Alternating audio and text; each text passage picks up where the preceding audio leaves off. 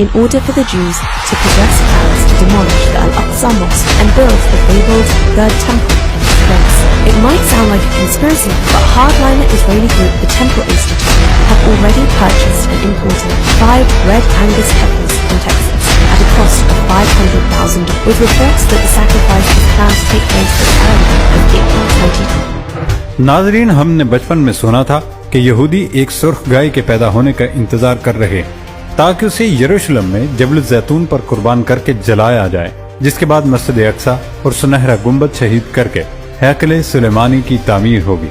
ہمیں تو یہ کہانی سنتے ہوئے لگتا تھا کہ وہ وقت بہت دور ہے اور یہ سب دیکھنے کے لیے ہم کہاں زندہ ہوں گے، لیکن دوستو جس طرح کے حالات و واقعات چل رہے ہیں تو معلوم ہوتا ہے کہ وہ دن آ گیا۔ سالوں سے اس گائے کی تلاش جاری تھی۔ آپ نے اگر سورہ بقرہ میں گائے کا قصہ پڑھا ہو تو آپ جانتے ہوں گے کہ جس گائے کے قربان کرنے کا بنی اسرائیل کو حکم دیا گیا تھا اس کی خصوصیات کیا تھی۔ تورات کی ایک روایت میں لکھا ہے، خدا نے موسیٰ اور ہارون علیہ السلام سے کہا کہ شرع کے جس آئین کا حکم خداوند نے دیا ہے وہ یہ ہے کہ تو بنی اسرائیل سے کہہ دو کہ وہ تیرے پاس ایک بے داغ اور بے عیب سرخ رنگ کی بچھیا لائیں جس پر کبھی آلہ زراعت نہ رکھا گیا ہو، اور تم اسے لے کر کاہن کو دینا کہ وہ اسے لشکرگاہ کے باہر لے جائے اور کوئی اسے اسی کے سامنے ذبح کر دے، اور کاہن اپنی انگلی سے اس کا کچھ خون لے کر اسے خیمہ اجتماع کے آگے کی طرف 7 بار چھڑکے، پھر کوئی اس کی آنکھ کے سامنے اس گائے کو جلا دے، یعنی اس کا چمڑا، گوشت اور خون اور گوبر ان سب کو وہ جلائے، پھر کاہن دیوار کی لکڑی اور سرخ رنگ کا کپڑا لے کر اس گائے میں ڈال دے، تب کاہن اپنے کپڑے دھوئے اور پانی سے غسل کرے، اس کے بعد وہ لشکرگاہ کے اندر آئے، پھر بھی کاہن شام تک ناپاک رہے گا، اور جو اس گائے کو جلائے وہ بھی اپنے کپڑے پانی سے دھوئے اور غسل کرے، اور وہ بھی شام تک ناپاک رہے گا۔ کوئی پاک شخص اس گائے کی راکھ کو بٹورے اور اسے لشکرگاہ کے باہر کسی پاک جگہ میں رکھ دے اور بتائے کہ یہ بنی اسرائیل کی جماعت کے لیے ناپاکی دور کرنے کے لیے رکھی ہے، کیونکہ یہ خطا کی قربانی ہے۔ جو کوئی اس گائے کی راکھ کو بٹورے وہ بھی اپنے کپڑے دھوئے اور وہ بھی شام تک ناپاک رہے گا۔ یہ بنی اسرائیل کے اور ان پردیسیوں کے لیے جو ان میں بود و باش رکھتے ہیں ایک دائمی آئین ہوگا۔ تو دوستو، توریت کی یہ روایت یہودی قوم کو گائے کے ذبیحے سے متعلق دیے گئے شرعی احکامات پر مبنی ہے۔ قربانی کا یہ حکم انہیں ایک خاص موقع پر دیا گیا تھا کہ جب ان میں قتل و غارت گری حد سے تجاوز کر گئی تھی۔ عام انسان کا قتل ان کے نزدیک معمولی سی بات تھی، جبکہ وہ انبیاء کرام کے قتل سے بھی نہیں چھوڑتے تھے۔ اب بھی اسی خصوصیت کی گائے کی تلاش ہو رہی تھی، لیکن امریکی ریاست ٹیکساس اپنی سرخ گایوں کے لیے مشہور ہے، اور کئی سال کی تلاش کے بعد ستمبر 2022 میں ایسی 5 بچڑیاں تلاش کر لی گئیں۔ یہ خبر امریکی میڈیا سمیت دیگر عالمی خبررساں اداروں سے چند روز قبل دی ہے۔ ناظرین، ان گائے کو فلسطین پہنچایا گیا ہے اور ان کی لوکیشن خفیہ رکھی گئی، ان کے معائنے وغیرہ ہوتے رہے، اور اب 4 گائیں ایسی تیار ہیں جن کو قربانی کے لیے موضوع قرار دیا گیا۔ آپ کو یہ بھی بتاتے چلیں کہ جبل الزیتون پر 12 سال پہلے ایک پلاٹ خرید لیا گیا تھا جس پر قربان گاہ بھی تیار ہو چکی ہے، جہاں گائے کو جلایا جائے گا۔ اس کے ساتھ ہی ہیکل کی تعمیر کا پہلا اقدام پورا ہو جائے گا۔ ضروری نہیں کہ اگلے ہی دن تعمیر شروع ہو جائے، لیکن رسومات شروع ہو جائیں گی۔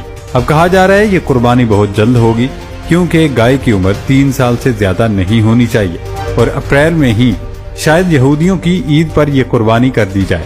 دوستو، وقت آ بھی گیا ہے، ہمیں یقین نہیں آ رہا کہ وقت آ گیا ہے۔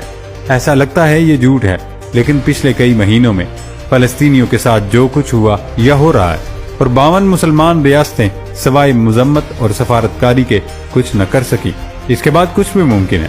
انہوں نے دیکھ لیا کہ مسلمانوں میں کتنا دم خم ہے۔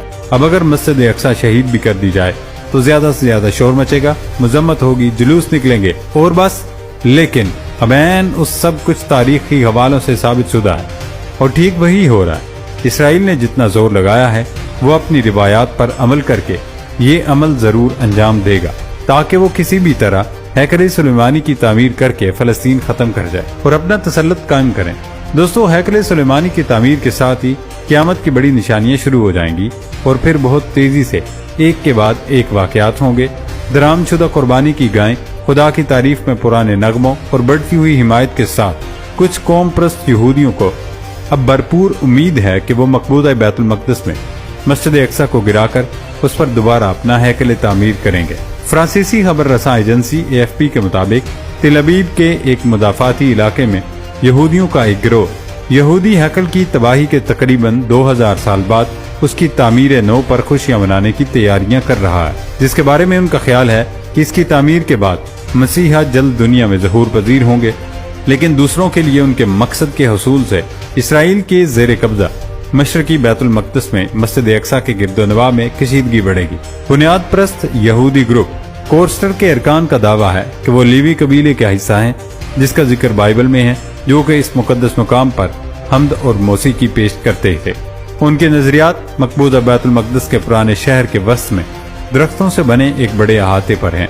इस अहाते में मस्जिद अक्सा सदियों से मौजूद है, जो कि इस्लाम का तीसरा सबसे मुकद्दस मुकाम है, जबकि ये यहूदी इस जगह को टेम्पल माउंट कहते हैं और उसे अपना मुकद्दस तरीन मुकाम कहते हैं।